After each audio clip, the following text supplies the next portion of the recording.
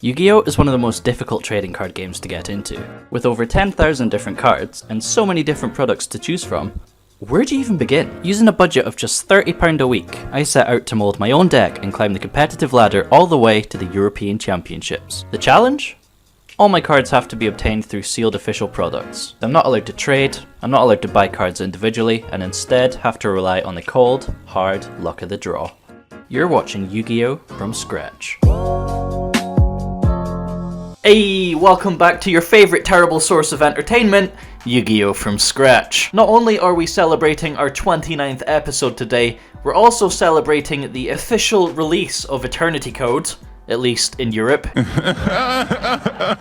So basically, even if you are in America, the games recorded in this series from this point forward are with Eternity Code legal. Today's matches, however, are going to be against our Australian supporters to keep things fair. This is a blast from the past, boys! And on the topic of supporters, as always, we have a fresh bunch of challengers. So massive shoutouts going out to Black Hyperion 34, Tyler Runge, Nixon Dauphin, Omega Taco 420, Jamie Smith, The Viper 3 Yugioh, Blessed by Cows, Code Alos, Barack Obama, Despacito 87, Blade Yugioh, my boy, Karsten Habit, and The Real Bobcat. Without all you guys supporting the channel, I genuinely would not be able to do this full time. I know I've said it a million times before, but I'll say it again, I genuinely feel so blessed, so from the bottom of my heart, thank you so much. PS, stop in by the Discord, we have fun there every day. Also, if you don't already support the channel and you are looking to do so, links are, as always, in the description. Now, what the hell did you do? I've never seen so many likes on a video. Our previous record was like 3,700 and that was on episode 19. You guys are that fed up with dual overload that you've decided to give me all the luck points. Adding up all 3 Halki Fibrax episodes gets us to a total of 11,585 luck points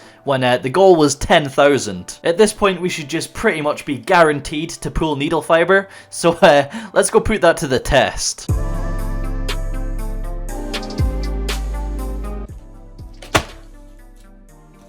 This is the one. I swear! This is it. We're celebrating, by the way. Eternity Code comes out today, officially, in the EU. 30th of April. Very cool. And this is the box. I am sick of dual overload at this point. We just have to pull it. We have to. So £20, 4 times 250 is £10, meaning, once again, that £2 is getting taken over to next week. Let's just crack on in. Let's just crack on in. Assuming we don't pull Halki Fibrax, I will be happy with a 3rd Impermanence. Another copy of Levianeer wouldn't be too shabby. For the giant card, we have the Dark Magicians. We've pulled the same 3 cards over and over again.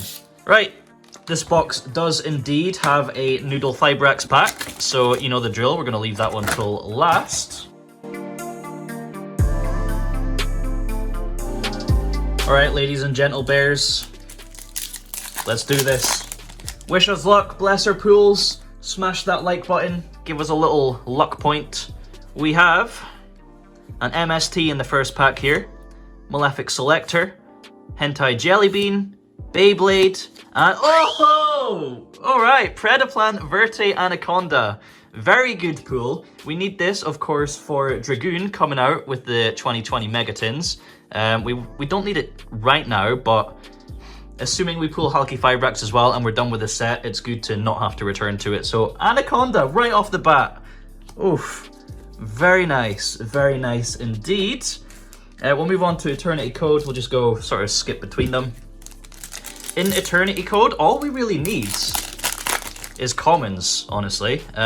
Noctavision Dragon and Parallel Exceed are the main things I want to experiment with. I don't really think there are any secrets that we need, but, you know, we'll see what happens. So, Performapal Turn Trooper, Deep Sea Minstrel, Goki Ironclaw, Codebreaker Virus Swordsman, Deep Sea Artisan, IQ, Buzzsaw Shark, Nemesis Corridor for the super rare, because of course there is no rares in this set, and Ancient Warrior Saga Borrowing of Arrows. So, this would have been a 1-card Colossus, but of course, not anymore after the ban list. Alright, let's go to the 10 pack here. Alright, so Magical Musketeer Starfire, Psyframe Lord Omega, Terraforming, Firebrand Hymnist, and Yuki Onna the Absolute Zero Mayakashi. Very pretty looking artwork. Got like a double-edged spear or halberd or whatever. Very cool, very cool. You know what? We'll open this final pack of Dual Overload here. Then we have the 3 cool artworks, because I'm not a huge fan of this one, even though it is 5 Guardragon. Right, one at the back. We have Hysteric Sign, Cybernetic Overflow, Speedroid Hexasaucer, Daigusto Emerald, and Artifact Dagda. Link 2, but of course not the Link 2 we're looking for. Okay, Eternity Code. Can we pull a secret? Can we pull a Starlight? I've already pulled a Starlight on the channel, so I highly doubt we'll pull a second. Deep Sea Sentry, Goki Iron Claw, King Beast Barbaros, Super Heavy Samurai Wagon, Evil Eye Reemergence, Crimson Resonator, this thing's actually pretty good, just special summon it from your hand for free. Xyz Revive Splash, Eye Contact for the super rare, and Deep Sea Minstrel. So it seems to be 4 to the front every time now, which is good to know. Right, Cyber Dragon Infinity.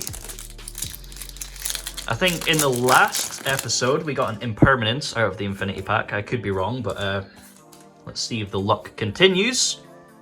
Blackwing Zephyros the Elite, Angry Come Umbrella, Kingyo Sekoi, hunting for them little fishies.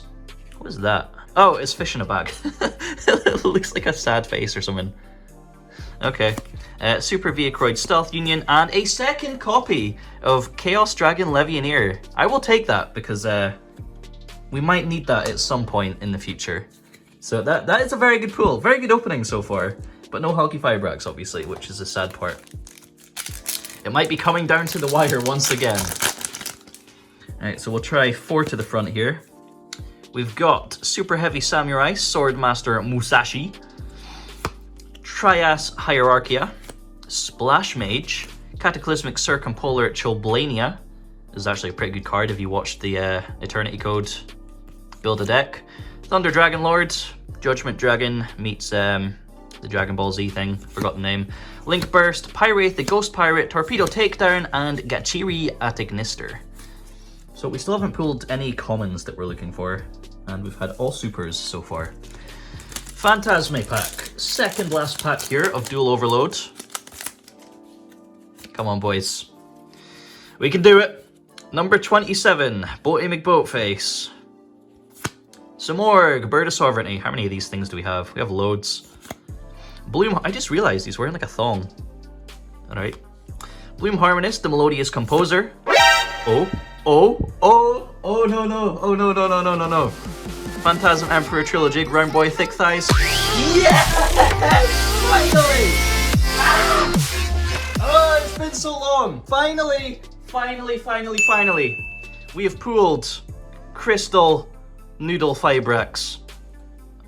The hunt is over, and we got Anaconda and Legionnaire. Boys, thank Christ that is over. We are finally done with Dual Overload. You're not gonna have to sit through another one of these boxes. I know it's torture at this point, but we're done with it. Oh, that's so good. This episode is gonna be great. Okay, right, final pack here of Eternity Code, 4 to the front. Imagine we get Secret as well. Lantern Shark, Unchained Twins Sorama, another Chilblania. I love this artwork. The little raindrop ghost things with jetpacks sucking up all the rain. Parallel Exceed, okay, that's cool. We didn't need one of these, but we want to experiment with these, so one of them is pretty cool. Fearsome Zhang Yuan. This is Zhang Liang from Dynasty Warriors. Xyz Revive Splash, Goki the Powerload Ogre, and Invoked Ogwades. Nice Invoked card. 4 supers from the 4 packs of Eternity Code, but I'm not complaining. Alright, final pack here. Let's see, can we end on an ultra rare? Gilgamesh. Oh, wait, what? What just happened? Wait, what? Why is that? What giraffe? Okay, I'm so confused. Did I do it wrong? Oh my god. We've just completed our playset of Impermanence as well. Look at this box. This box is actually insane. Ah, hell yeah. Dude, That's nuts. Of course, Herald of Mirage Light's going to beat us up. We don't care about any of that, boys. Unbelievable. Absolutely unbelievable. Okay, so we're going to have to completely change up the deck now. We're going to go build the deck, and then, of course, we're going to have a combo corner section once again, because we have so many new combos now. Oh my goodness. Right. This is so exciting. Finally, let's move on.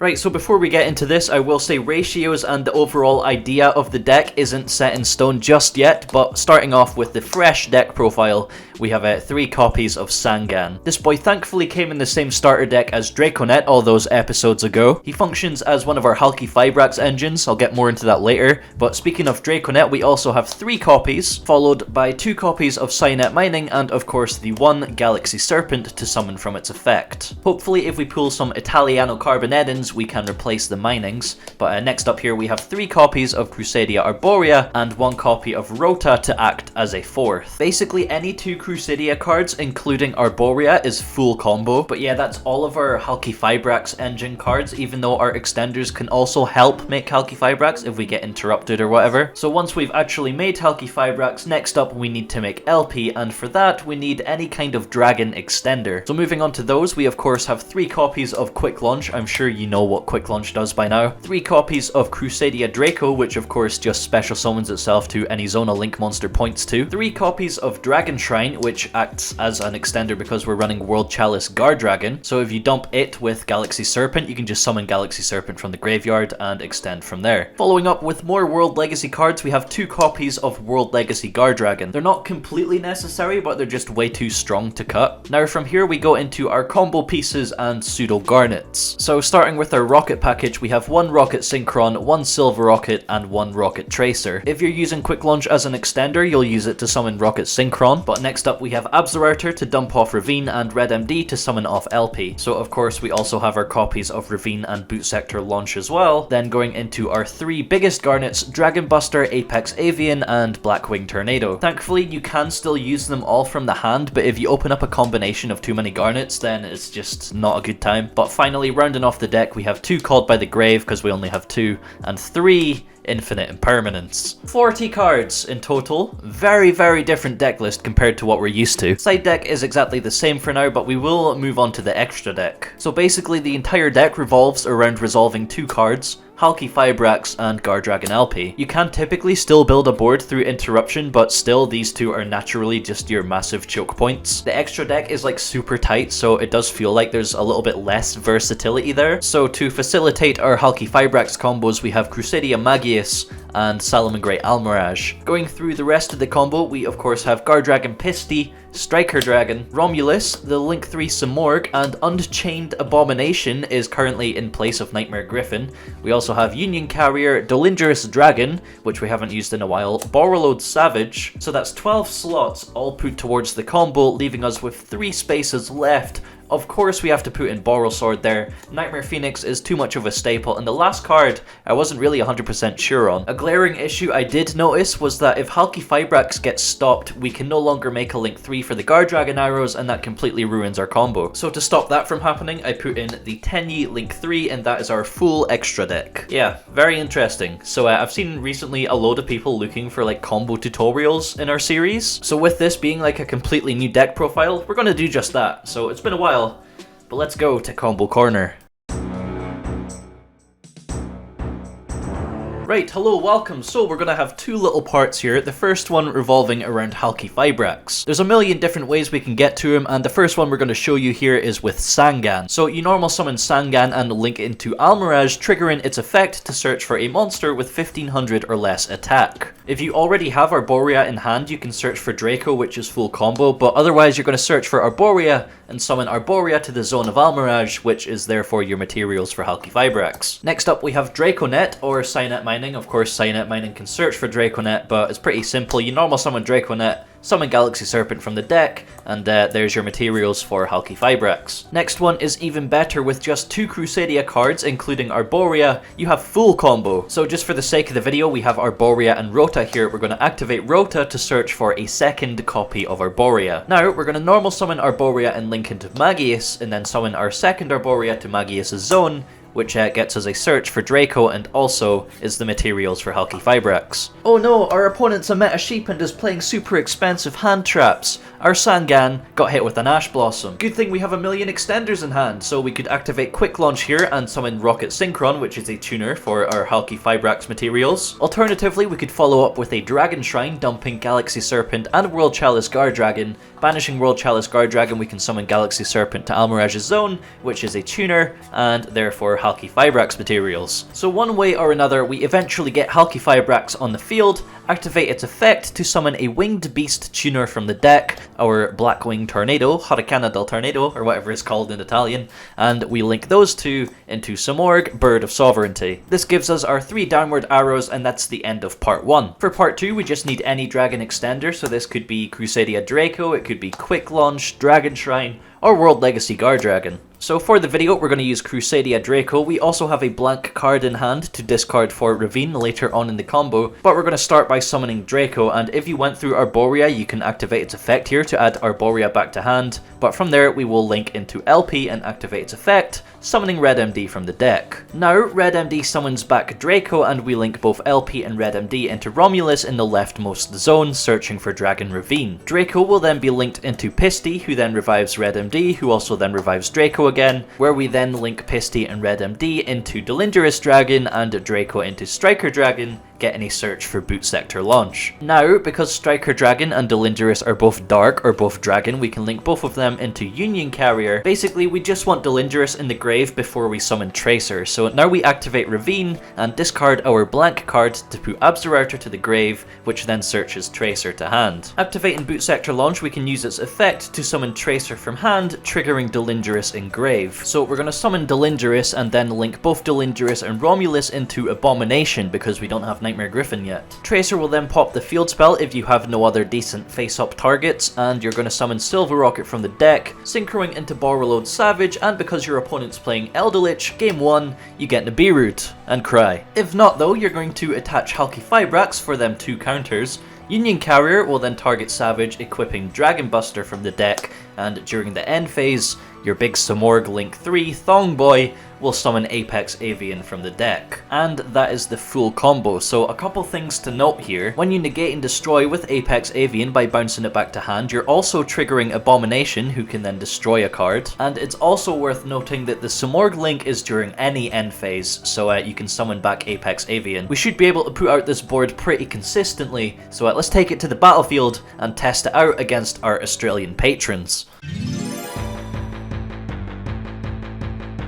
Round 1, our first victim of the new deck, Auditorium, and we're going to go ahead and win rock, paper, scissors going first. We do see the Buster in the opening hand, but we also see Draconnet, Called by the Grave, and World Legacy Guardragon, so this is easily full combo. Much like you just seen in Combo Corner, we of course start with the Draconnet, summon Galaxy Serpent, and go for the noodles. After birding up, we use World Legacy Guardragon as our Dragon Extender to revive Galaxy Serpent, and go from there. Thanks to World Legacy Guardragon, we also get to keep the field spell, and because he had no interruption, we end on a Called by the Grave as well. So pretty happy with the first game with the new deck. Let's see if Odd can break it. He's playing METHMACHS, which he was doing really well with in Seamo's Crush Card Cup, by the way. Shoutouts to him, he was like 5-0 at one point. Knowing he doesn't have access to the extra deck, I have no problem letting him summon his little level 4s. He then activates Monster Reborn, targeting my Red MD, so I negate that with Avian, and then use Abomination to destroy one of his bodies. He then normal summons Nabla and activates its effect, tributing itself to summon Multiplication from the deck, sets 1 and attempts to end his turn. So during his end of main phase, I activate Called by the Grave to free up a spell or trap zone. Then in the end phase, Simorgh summons Avian from hand and Abomination pops his back row.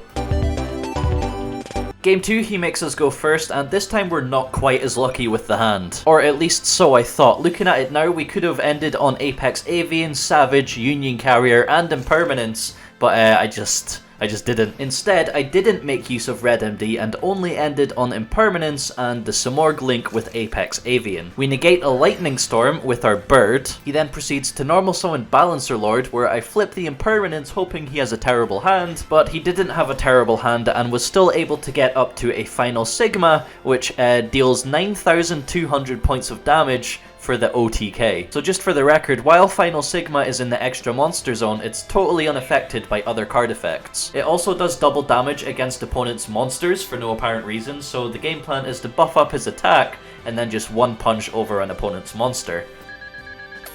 Game 3, METHMACHS really can't make much of a board going first, so I side in my Kaijus and my rocks and I make him go first. Opening Sangan and Dragon Shrine is full combo right there, plus Nibiru to stop him, and Impermanence on top. I'm pretty confident that I should be able to win, so halfway through his combo I drop the Nibiru hoping to stop him, but from there he activates Kaiju Slumber, getting a Dogoran to his field, and then summons Sigma, the METHMACH tuner, which is level 4.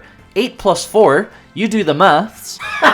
Puns! Gets to a Final Sigma in the extra monster zone anyway. Now, our only out to this thing is Borrelsword gaining attack and beating over it because it's unaffected by all other effects. And because Gamaseal's in the middle zone, we can't do the Sangan combo because that's the zone that Almiraj would be pointing to. Top decking Draco definitely opens up some plays and we could get to the Borrelsword, but we wouldn't be able to kill him, and if he was able to out the Borrelsword, we would just have no more outs in our deck for Final Sigma. Now, the damage he does is only doubled against monsters, so I crash the Gamaseal to empty my board, and then set Impermanence, hoping to kill him on my next turn, where we can actually do the Sangan combo. We tank 3k to the face like a man, and now we're ready to pop off. That is an absolute stacked draw, by the way. Such a good card. We normal the Sangan and link into Almiraj. We search for Arboria and summon Arboria. We link into the Noodle and summon our little black bird. Nah, not happening. Not happening. I'm not losing the first match with the new deck, boys. Activating Dragon Shrine, I dump Galaxy Serpent and Rokket Tracer to the graveyard. We then revive Tracer with World Legacy Guardragon and link into Striker Dragon, getting a search for boot sector launch. Using the second effect of World Legacy Guardragon, we move the zones of Striker Dragon so we can special summon Draco to the zone it's pointing to. This gets us to Romulus, allowing us to search for Dragon Ravine, and now that 10-yi link we put in is going to become real handy. So we link into that using Romulus and the token, and now our opponent controls one more monster than we do, so boot sector launch can revive Tracer from the graveyard. Dumping World Chalice Guardragon with Ravine gets us an additional summon, which sees us through the full Guardragon combo, getting us to the Borrelsword and the kill. Round 2, we're up against the Soggy Man himself. We're going second, and we do have multiple ways to achieve full combo here. He starts by normal summoning Starliege Seafort, so you already know it's going to be a good game, and he activates its effect to search for Collapse Serpent. Going through the classic dragon combos, he summons Black Metal Dragon off of LP's effect, uses the effect of Striker Dragon to pop itself, and then links Black Metal Dragon into Pisty in LP's zone. After searching for Red MD off of Black Metal Dragon's effect, he banishes LP to summon it to the field. Using its effect to summon Magna Rokket, this is where things get interesting, because he links into the Buster Blader link. He goes through the rest of his combos and ends on our old familiar board of Spheres, Harbinger, and Savage, and sets one back row. So at this point I was a little bit sad because I was waiting to see like some insane board, and that's all he had. Until he flips this thing. Prologue of the Destruction Swordsman, not only summoning a Buster Dragon from the extra deck, but also dumping stuff from his deck. One of those cards being a Fusion Trap, which allows him to fuse using his graveyard as materials, now putting us under the Buster Lock on top of his full board. Man, there's absolutely nothing we can do. That's honestly crazy. Round 2, I could go first and make it a solitaire 1v1 or a Fortnite build battle, but instead I choose to go second. I really don't feel like losing to a Nibiru, and I'm pretty confident that if we at least open one of our side cards, we should be able to just completely break him down. Look at this hand, by the way, absolutely broken. He starts once again with a Seifert, and I'm not 100% sure if he's either playing around Nibiru or if he just bricked, but he gets to a board of Spheres and Savage, and that's it. So top decking a second Dragon Shrine for turn. Of course we start with the Dark Ruler no more. This shuts off most of his interruptions, and keeping in mind that he obviously decided to go second, it's a very big possibility that he also has a Nibiru. So keeping that in mind, I want to save my quick launch until the very end, so I start my combos off with Draconnet, link all the way up into the Simorgh link, and use Dragon Shrine to get to our LP. Of course, on the summon of LP, down comes the rock. So now we can use Quick Launch and summon Tracer, link into Striker Dragon to get Boot Sector Launch, banish Striker Dragon for Red MD and summon back the Tracer. Popping the token with Tracer's effect, we get access to Borreload Savage, clear his board, and pass turn with 1 negate. Game 3. I know he's going to be going first, so I stay sided for going second, and once again we have full combo, DD Crow, and Dark Ruler no more, so this really should be in the bag. For the 3rd time in a row, he starts by normal summoning Seyfert and activating its effect to search for Collapse Serpent. On resolution, we activate DD Crow and banish the Seyfert, stopping him from being able to summon the Collapse Serpent from hand. Because he'd already used his normal summon and didn't have Quick Launch or anything, there was absolutely nothing he can do, so we're free to go wild. I'm also assuming that because he's sided for going first, he's not going to have any Nibiru's or anything, and he doesn't really have the space for that many hand traps. So with multiple ways to full combo and more extenders than I need, it's an easy OTK. Round 3, we're up against our boy Dudsta, and he's playing Cyber Dragons. But he doesn't get the chance to play Cyber Dragons, if you know what I mean. I win rock, paper, scissors, we're going first. Starting with Draconnet, we get hit by a Veiler, but still we play on. A little bit down the line, Tracer also gets hit with a Veiler, so we don't have Savage, but we do have the extra deck lock in the form of Dragon Buster, and we do have a negate in Apex Avian. We get hit with the T-set, and just demolish him on the next turn. Game 2, we have a mediocre hand, but I have learned my lesson from our first match today, so we still are able to end on Savage, Apex Avian, and Union Carrier. Oh, and Impermanence as well. I'm pretty sure the only way he could out this is if he had a way to get to Jizakiru. Let's just say he didn't have Jizakiru, so easy game. Flawless episode against the Australians. I'll take it, especially with a new deck. Performing well. That puts our kill streak up to 7, so hopefully in the next episode we could surpass our previous record of 10. Right, my guys, real talk. Here's the thing.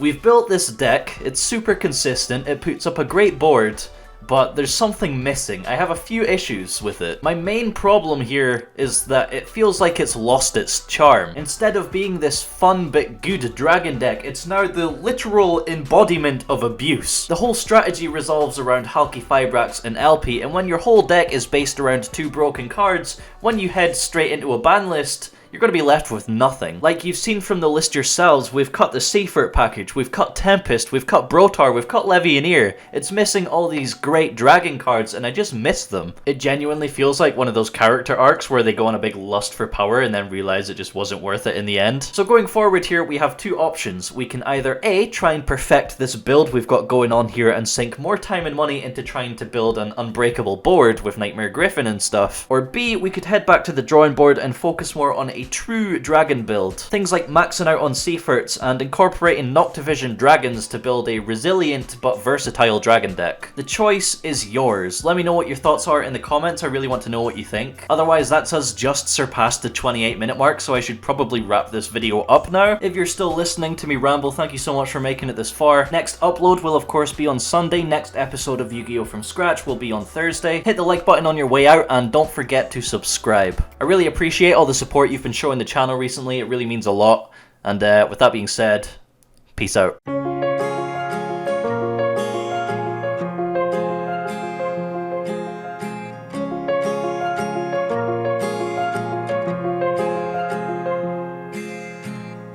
Gravel road, I've been asked to slow down. Fireplace, do you